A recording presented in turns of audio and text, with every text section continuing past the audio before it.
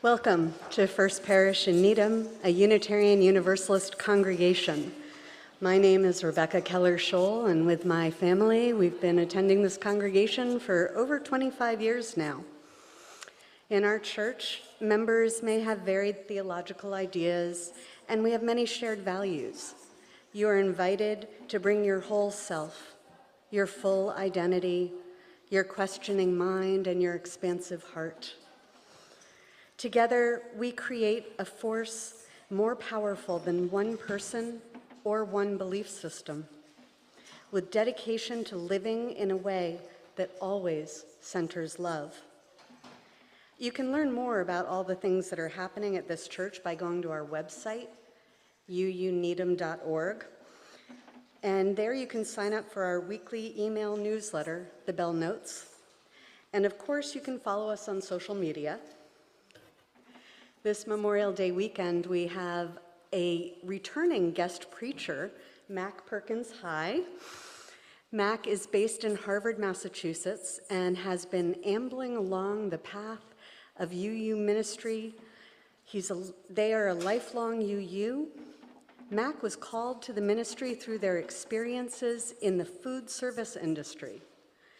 They currently serve at the Sanctuary Boston in the roles of family worship and campus ministry, as well as the UU Church of Marblehead, coordinating religious exploration and congregational life. Mac loves projects that pull together threads of art, math, stories, and the outdoors. They can often be found wandering around the woods of New England, playing with their niece and nephews, or napping in a hammock. Welcome back, Mac. Whether you're joining us today online or in person, we at First Parish are glad you are here. And stay for social hour afterwards so we can get to know each other a little bit better. Welcome.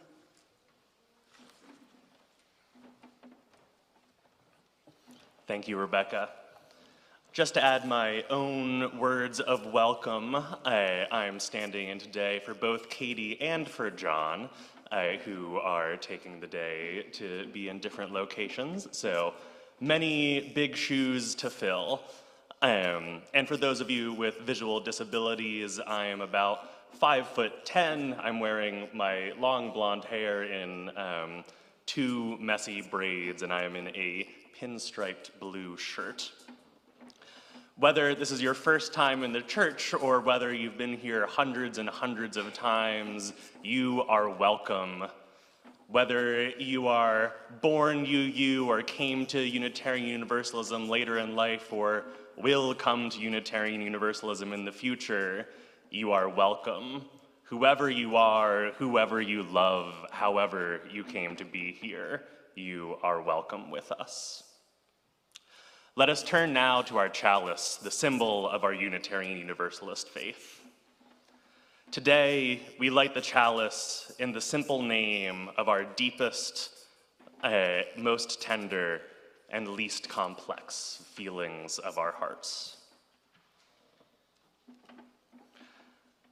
Our opening hymn today, This Little Light of Mine, is a Black spiritual that dates to the 1920s and became an activist hymn during the Civil Rights Movement. Please rise and embody your spirit. The words we sing today can be found in your orders of service, on screen, or at number 118 in the gray hymnal.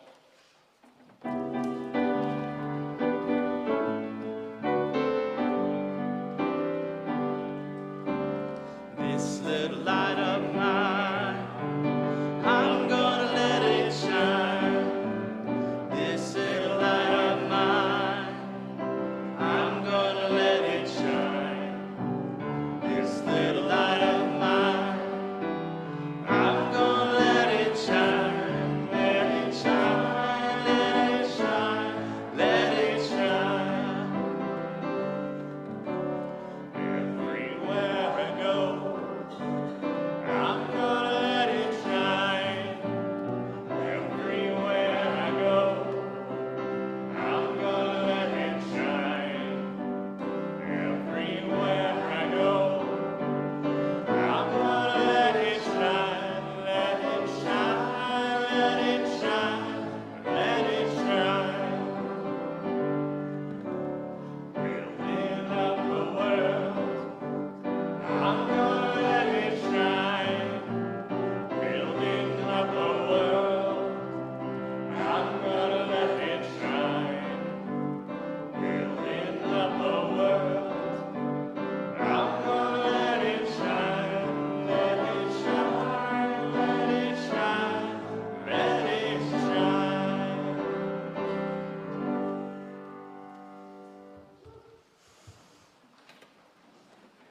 In the Unitarian Universalist tradition, the covenant is a set of promises the membership of the church strives to honor with one another and out in the world.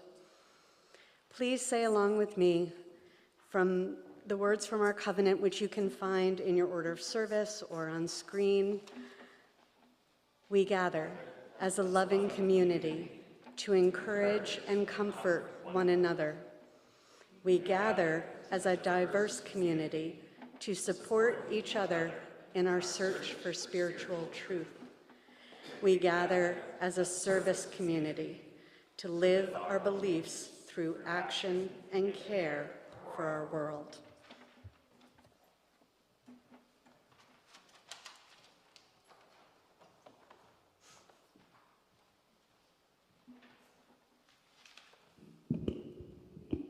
It's now time for the Time for All Ages. I have a book that may be familiar with you, and I invite anyone here who is young or young at heart who would like to come forward to join me for story time.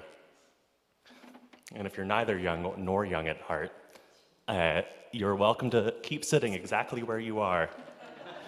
I took some pictures and they should come up on the screen if the tech gods are willing. Sheep in a Jeep by Nancy Shaw, illustrated by Margot Apple. Beep, beep, sheep in a Jeep on a hill that's steep. Uh-oh. The Jeep won't go. Sheep leap to push the Jeep. Sheep shove. Sheep grunt. Sheep don't think to look up front. Jeep goes splash. Jeep goes thud. Jeep goes deep in gooey mud. Sheep tug. Sheep shrug. Sheep yelp. Sheep get help. Jeep comes out. Sheep shout. Sheep cheer. Oh dear, the driver sheep forgets to steer. Jeep in a heap. Sheep weep. Sheep sweep the heap. Jeep for sale. Cheap. And that's the story. There is no RE today, but Priscilla will have snacks and the opportunity to run wild downstairs, I understand. So please join in singing Long Time Son. The words are in your orders of service as well as on screen.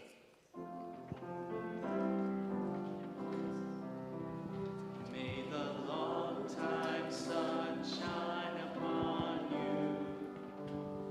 All love surround you, and the pure light within you guide your way on.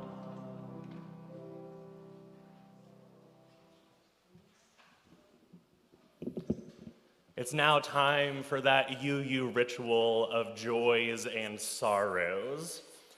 I believe that this week you are welcome to either write a card of joy and sorrow, which I will read out for you, or you are welcome to come up to this mic and share your joy, sorrow, or other complicated feeling with the congregation yourself. We do this ritual here and in all UU churches in the knowledge that we are stronger together than we are apart. Our joys, when shared, multiply. Our griefs, when shared, become a little less of a load. So if you haven't done already, please write a card of joy and sorrow, or I invite you now to come up to the mic. As always, Reverend Katie continues to receive pre-submitted candles.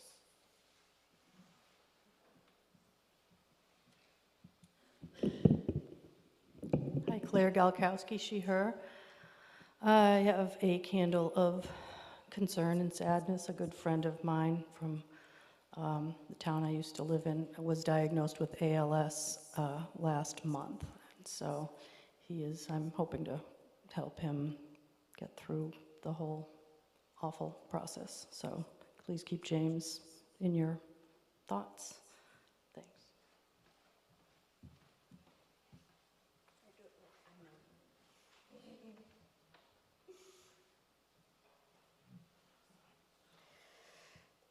So I have two things. One's a joy, because a few weeks ago I went to Florida with my sister and I had so much fun.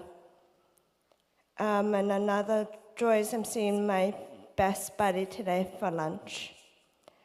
Sadness is, I don't know, my final year, I don't know what's going on, but she's not in my group home at this moment.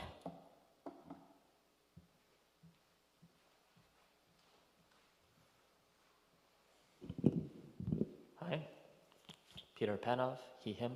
I would like to also light two candles. One I don't feel up to sharing, and one I'd like to share both a joy and a concern. I'm, preparing for an interview on Thursday, and the last one went well, but I got very overwrought about it, and I didn't handle it well after just being so nervous. So I'm hoping I do better this time in managing myself and taking care of myself. Thank you.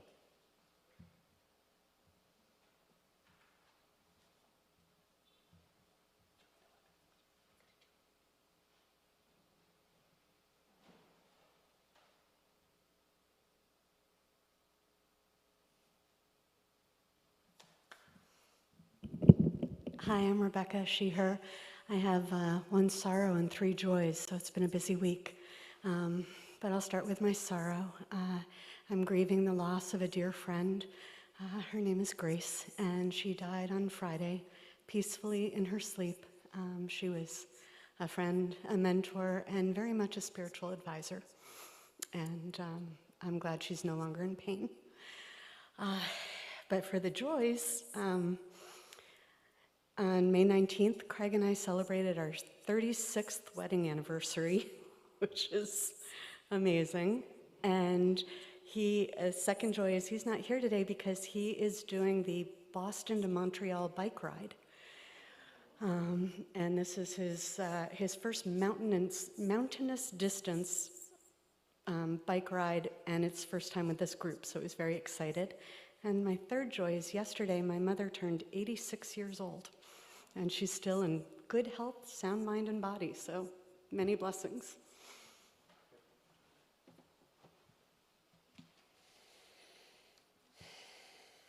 Thank you all for sharing that. And as we light one final candle for the joys and sorrows in the room that are too tender yet to share.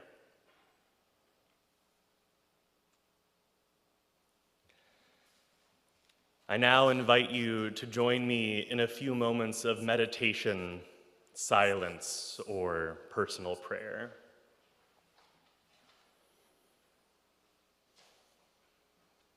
Feel yourselves into this room, into the air we share with each other, on the seats that support us, the ground of the earth holding us up from below. Anchor yourselves in the new green of the spring leaves and the thundering downpour that chases the hot weather away, only to be chased in turn. Today, we bring to our hearts those great accomplishments of relationship, whether it's getting dinner with a good friend or marriage of many, many years. The small things and the big things, each important, each equally vital in their own ways. We also bring to our hearts losses, whether the loss of what something may have been, the loss of what we thought it was, or the losses in the future that we anticipate as they come rumbling along the road. We wait for the warmth of the spring, and we hold the coolness with us. We let it nourish us.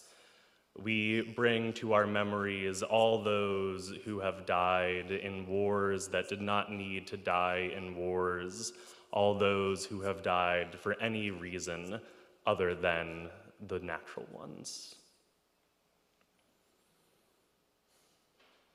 Thank you for being here together today, sharing your strength and your hearts with one another.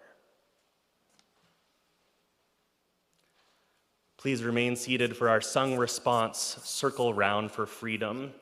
The lyrics are on screen in your orders of service and also at number 155 in the gray hymnal.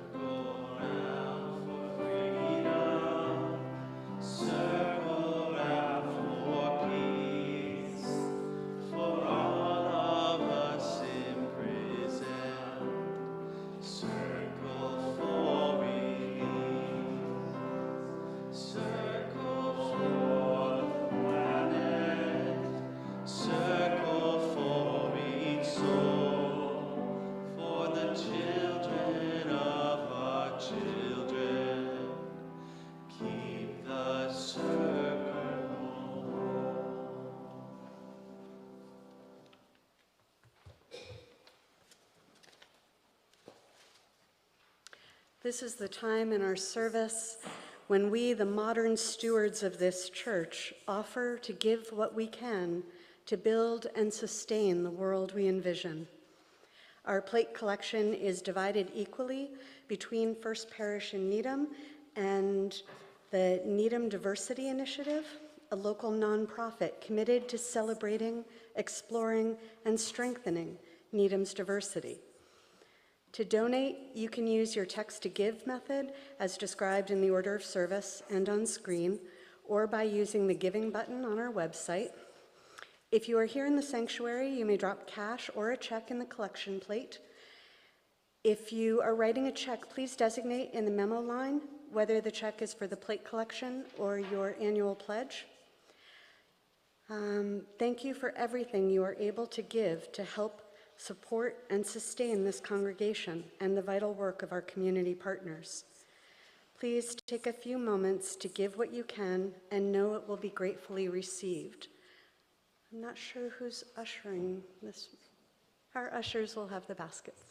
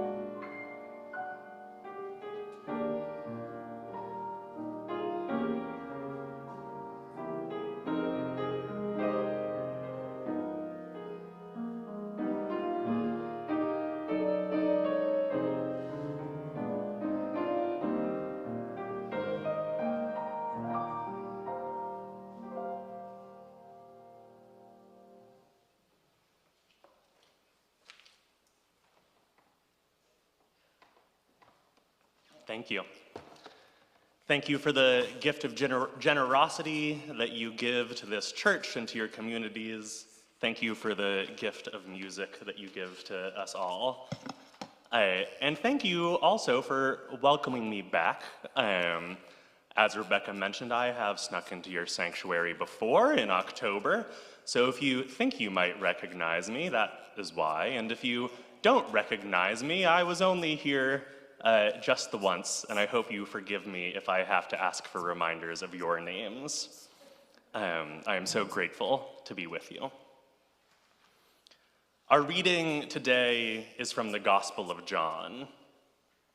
To set the stage, Jesus has just arrived at the house of Mary and of Martha, and their brother Lazarus has recently died of sickness. Here's the reading. After Martha had said this, she went back and called her sister Mary aside. "The teacher is here," she said, "and is asking for you." When Mary heard this, she got up quickly and went to him. Now, Jesus had not yet entered the village, but was still at the place where Martha had met him. When the Jews who had been with Mary in the house, comforting her, noticed how quickly she got up and went out, they followed her, supposing she was going to the tomb to mourn. When Mary reached the place where Jesus was and saw him, she fell at his feet and said, "Lord, if you had been there, my brother would not have died." When Jesus saw her weeping, and the Jews who had come along with her also weeping, he was deeply moved in spirit and troubled. "Where have you laid him?" he asked. "Come and see," they replied. Jesus wept. So ends the reading. I know it's not typical for us UUs to hear the Bible on a Sunday morning, so I hope you'll forgive me for starting in such a startling manner. But let me also give a little bit more context on that passage in case you, like me, might be served by having a little more context. Jesus gets word from his followers Mary and Martha, who live in a village called Bethany, that their brother Lazarus is sick. Rather than immediately traveling to Bethany, Jesus lingers for a few days before beginning the journey. Once they begin traveling, Jesus tells his disciples that Lazarus has died, that he will be resurrecting Lazarus, and that he is glad, for his disciples' sake, that Lazarus has died, so that they'll have the opportunity to believe. Upon arriving in Bethany, Jesus asks to be taken to Lazarus' body, and though he already knew Lazarus was dead, though he already knows he will bring him back to life, Jesus begins to cry. I'll return to this passage in a few minutes, but first, let's talk about our other reading for the day, Sheep in a Jeep. I currently live at my parents' house in central Massachusetts, and what was once envisioned as a peaceful sunroom now serves two alternative purposes. One, it is the room that I use as my office on the days that I work from home, which is many because my two workplaces are both more than an hour from my house. Two, it is where my niece and my nephews, and especially my 2-year-old niece, she's the oldest, play whenever they come to visit. This dual purpose of the room is how Sheep in a Jeep, one of my niece's books, ended up next to the chair where I have coffee most mornings, how from there it became a book that I read many, many mornings before starting my day. Maybe once while sipping my coffee, maybe twice or 3 times. It's pretty short. I don't know if you noticed. And so I would sip my coffee and read about the joys and tribulations of this little crew of woolly sheep who are so happy as they take their Jeep out for a joy ride, who are so sad when it crashes, who collaborate with each other to overcome obstacles, who ask pigs for help when they can't go it on their own, who gently say goodbye to their Jeep when it is the only thing left to do. It is my opinion that Sheep in a Jeep is one of the great works of American literature. Likely, it is also one of the great works of world literature. And if we were at debate club, rather than a church, I might make that argument to you. But this is a church, and this is a sermon, so it's not my hope to convince you of the excellence of this very fine book. Rather, my hope is that Sheep in a Jeep might have some wisdom to offer us, some tools for living, aligned with the theme of the month, some tools perhaps to cultivate compassion. If you haven't read many children's books lately, and if you don't have very young ones in your family, I don't know why you would, let me remind you that most children's books are not good. Or at least, the things that are intended for toddlers are not very fun to read as adults. Somewhat, this is because the great challenges of toddlerhood might be different from the great challenges of adulthood. My niece's books have included many in which the main characters are struggling with potty training or with saying goodbye to their binkies, challenges that don't characterize my everyday. Other books are rote and formulaic in a way that appeals to the young, but less so to those of us who count among the old. And some children's books are just bad. But more are good books for the right audience, and we are the wrong audience. Like books for adults, children's books exist for fun and to bond over, but many of them are implicitly or explicitly about developing skills. The skill of listening to your body, the skill of saying goodbye, the skill of sharing the love of your adults with others, such as siblings or cousins, the skill of learning vocabulary. At younger ages, the skill of learning noises, whether it's the E noise of sheep in a Jeep, or the ah noise of, or noise of run, spot, run. Other stories help you recognize facial expressions, recognize shapes, and so forth. Sheep in a Jeep, although it's not advertised as such, the back says, beep, beep. It's a Jeep full of sheep. Will this adventure be a success, or will it end with a splash? A lively, funny tale, perfect for reading aloud. So it doesn't say it's about learning skills, but to my mind, it is one of those books where, through the act of reading it, you acquire skills. Any thoughts here on what skills it might be? Helping, that's a good one. Asking for help. Yes, that is certainly illuminated in here. There's a lot of right answers, by the way, so don't be afraid. Paying attention. Yes, don't fall asleep at the wheel because you're so happy. Any other thoughts? The hint I'll give you is that the theme of the month is cultivating compassion.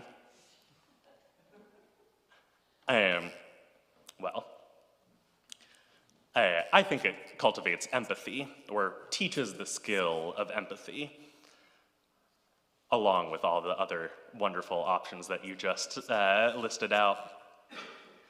The same emotional highs and lows that make it exciting to read are also emotional guideposts for the reader. How are the sheep feeling in this situation is the quiet question asked by each page. And the text doesn't directly tell us. Never does it say that the sheep are happy or sad, neither that they're dismayed nor determined. The only words we receive are about what they do. It's a real tour de force of show, don't tell, both through the artwork and through the writing. Us readers must act as emotional detectives, and so we gain empathetic skills as our woolly friends drive around the page, and we guess what they are feeling. Like children's books, the stories we interact with as adults also entertain. They're also something we bond over. But where toddler stories often teach skills or build capacities, that doesn't quite seem to fit with why we tell stories as adults. Instead, I've often heard people say that the reason we tell stories is to communicate something we would not be able to say in any other way. A work of fiction might make a nuanced argument about what truth is, or how to live a good life. It might make you feel the despair or the laughter of the author in a way nothing else would be able to do. And we need stories for this purpose, because there are things for which language is and is always going to be insufficient.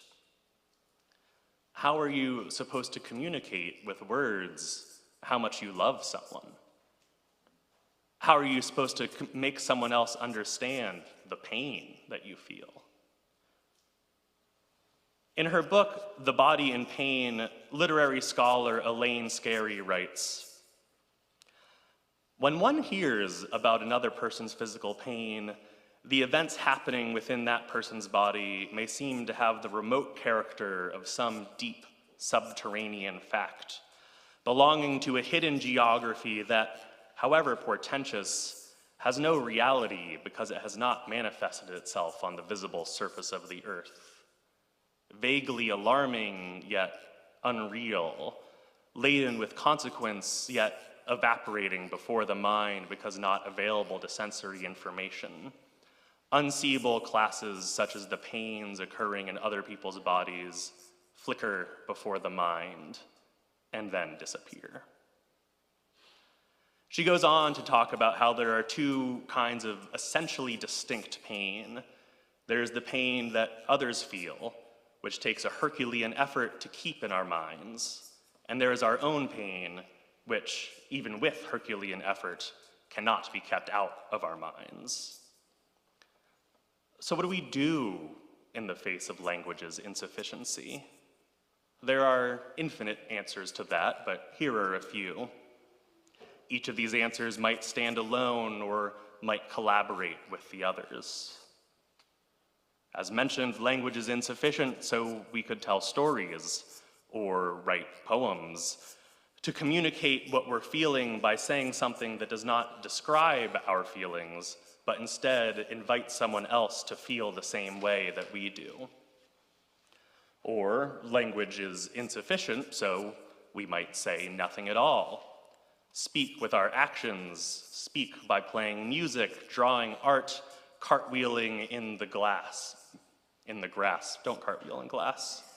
I was thinking of that because of collecting sea glass is also a way to express yourself when language fails. Or language is insufficient, so we might accept that insufficiency. Provide the sparest facts. Let the other connect the dots. This is the way of sheep in a jeep. Of course, gonna move that somewhere where it won't fall over. Of course, in the case of Sheep in a Jeep, the use of spare language is somewhat informed by being a book for very young kids. But there are books for the same age range that use more words, longer sentences, and that communicate much less for doing so. Sheep in a Jeep's spareness, in contrast, invites us to be empathetic detectives. That work that we put into detecting, however easy it may be, allows us to start building a tunnel between our own subterranean worlds and the subterranean emotional worlds of the sheep. And to be clear, the authors Nancy Shaw and the illustrator Margot Apple do make it easy to do this work. It's not supposed to be an impenetrable riddle how the sheep are feeling when they shrug, or when, say, sheep cheer, or when, at the emotional climax of the book, sheep weep. But doing that empathetic detecting, no matter how easy, allows us to share in some of that same emotion too. Our hearts leap when the sheep seem to be joyous, and they plummet when the sheep face devastation. Simplicity of language is also called for by more traditional sources of wisdom. Simple language as an antidote to language's insufficiency is one of the recurring themes of the Tao Te Ching, which begins with the line, "The Tao that can be named is not the eternal Tao." Simple words are also advocated for by the author of The Cloud of Unknowing, a contemplative text of medieval Christianity, which says that to pierce the unknowability of God, one can use simple words like a lance. Rather than expounding at length about that which can never be fully expounded upon, we can just say less. The author of The Cloud of Unknowing suggests a practice of praying with a single syllable. You pray the syllable you choose with every breath until the act of breathing becomes the act of living that prayer. The great Buddhist teacher Thich Nhat Hanh also describes the power of speaking simply in one of the chapters of his 2013 book, The Art of Communicating. In this chapter, he offers 6 mantras, what he describes as formulas for compassionate communication. He introduces the necessity of them with the following story.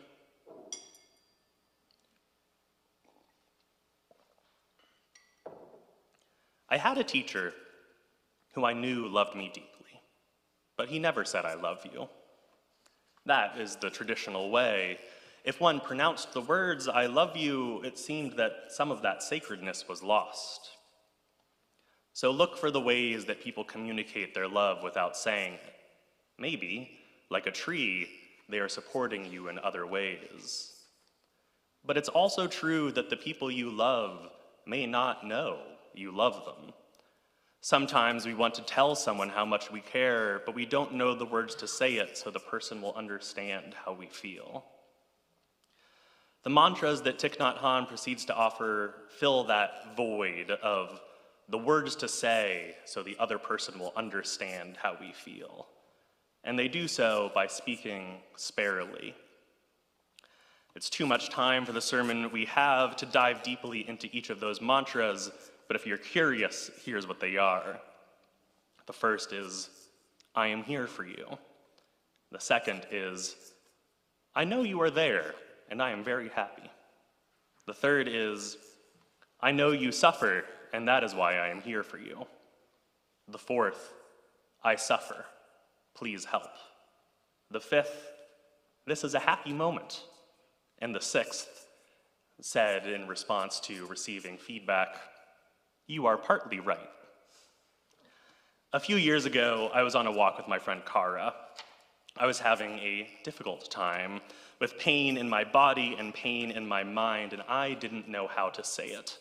But having recently read The Art of Communicating, Thich Nhat Hanh's mantras were bright and fresh in my mind.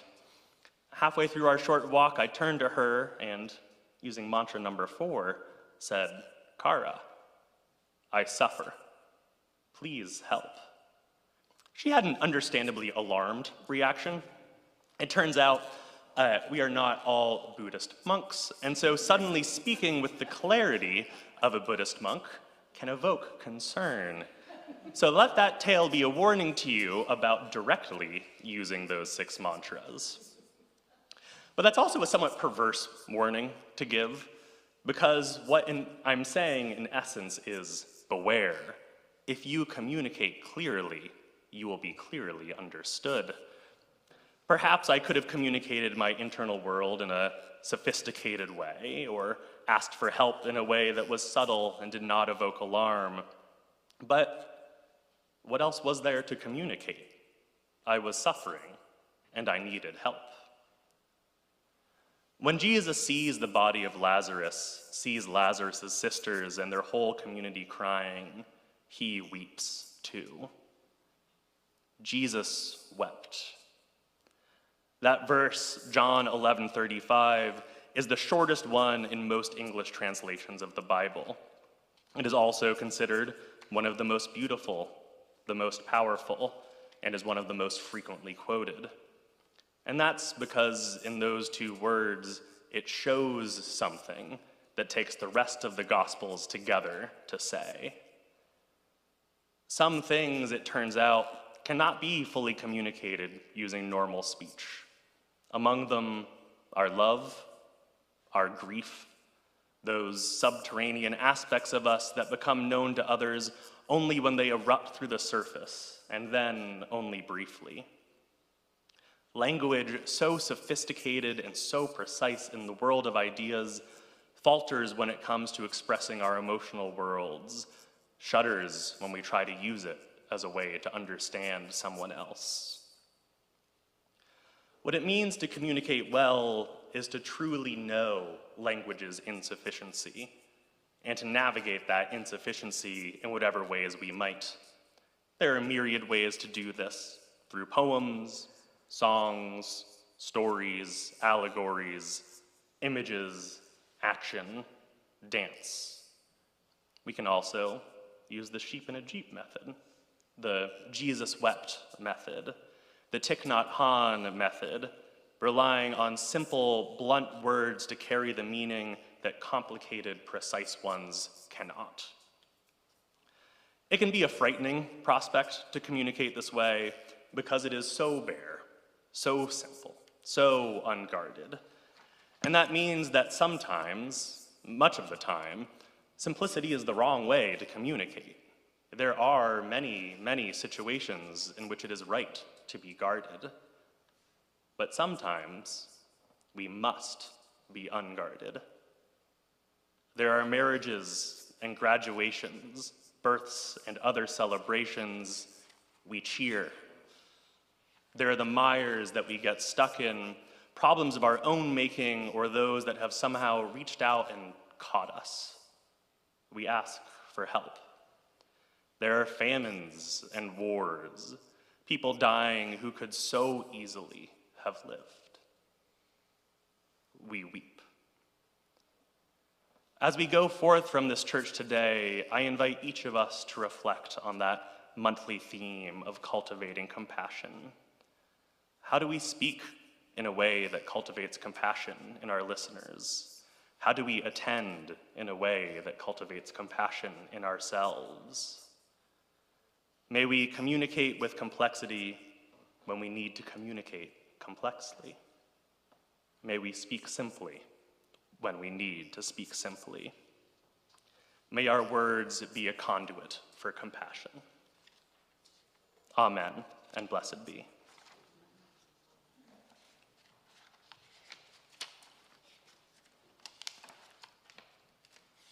Give me 1 second to find the right page. Our closing hymn today, appropriately enough, is Simple Gifts, a Shaker tune written by Elder Joseph Brackett in 1848 in Maine, although different Shaker communities claim it was written there. A little background tension for you. The words can be found on screen in your order of service or at number 16 in your gray hymnals. I invite you to rise in body or in spirit to sing with me.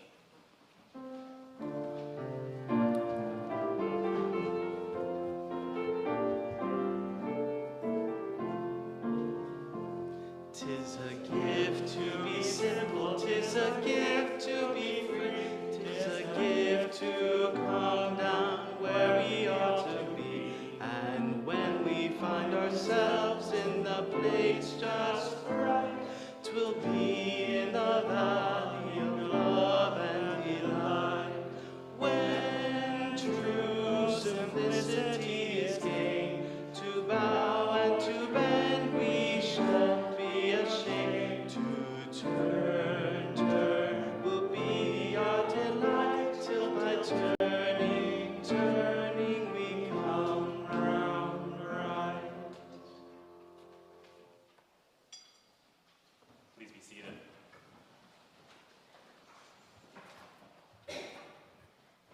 As we near the end of our service, let me highlight for you some of what's coming up this week at First Parish.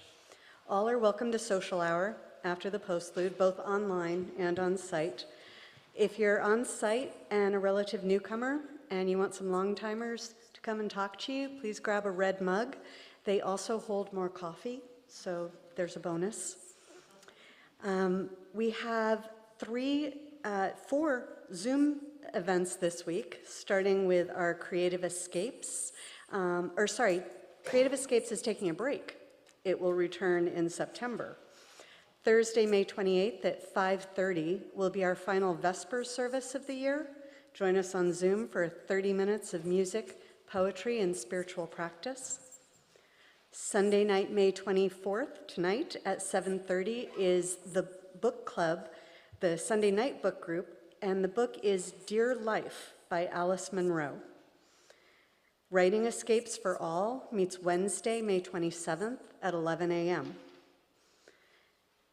There's also a cancer support group which meets Sunday, May 31st at 9 a.m. on Zoom. If you want more information on that, please contact Becky Siebens. There are also 2 hybrid gatherings this week. The first is on Thursday, May 28th. You can join Reverend Katie in the parlor for lunch bunch at 12:30, and you can also join online on Zoom. And if you were not able to go to the first men's lecture last month, the second one is coming up on Wednesday, May 27th at 7 p.m. Reverend Dr. Deborah Hafner is giving the men's lecture, Christian Scriptures, Sexual Outsiders, and the Love Ethic. And that will be either in person at First Church in Boston. Well, it will be in person at First Church in Boston. You can join there or you can join on Zoom. For in-person gatherings, please save the date, June 14th, Sunday at 11:45. We will be having our all-church potluck picnic. That'll be both in Parish Hall and outside on the front lawn. Also join the Needham Resists Visibility Brigade on the Kendrick Street Bridge over 95. That's Thursdays at 3:45 and Sundays today at 2:45 p.m. for 1 hour of visible and vocal protest. You can meet at Cutler Park and walk over to the bridge. For more information, see Jody Rooney or check out their website. And next month is Pride, so celebrate Pride with First Parish, Saturday, June 6th at 10 a.m. in downtown Boston, and Saturday, June 13th at 3 p.m. in Needham Center. The downtown Boston one will be meeting on June 6th. We'll be meeting at the annual UU Pre-Pride Parade celebration at the Arlington Street Church at 10 a.m., and then participating in Boston Pride, the People Parade and Festival, which begins at 11. On the 13th, join us for a family-sized Needham Has Pride rally and march and party that begins here at 3 p.m. And we will walk down to the Congregational Church and have the party down there. And there's going to be a drag queen story time and other fun events. Please let Reverend Katie know if you are thinking of participating, and particularly if you can volunteer. Next Sunday, we have our congregational annual meeting at 12:15 to discuss, and in case of members, to vote on issues of importance within our First Parish community. The meeting warrant has the agenda, and that was sent out to all members of the congregation. Please note that members who can vote are those who have signed the membership book. The annual report 2025-2026 is now available for all to read, and there is a link in the bell notes, so check that out. There are many, many other ways to engage in this congregation. Please look at the bell notes for more opportunities and details. Thank you. I would like to say how impressed I am both with the vibrancy of your community and with how efficiently you went through so many announcements. I've been at churches where that would have taken another 45 minutes, and I'm astounded by you all. Please join me from home or here in the building in saying these words said in many UU churches at the end of service, written by Reverend Elizabeth Sell Jones. We extinguish this flame, but not the light of truth, the warmth of community, or the fire of commitment. These we carry in our hearts until we are together again. As we go forth today, bring with you the spirit of compassion and the questions it brings with it. How do we make those tunnels between our subterranean worlds and the hidden worlds of others? And maybe we do it through complicated language, through the stories we tell or through dance, or maybe we can do it through the simplest language, the barest words when the opportunity is right. Thank you.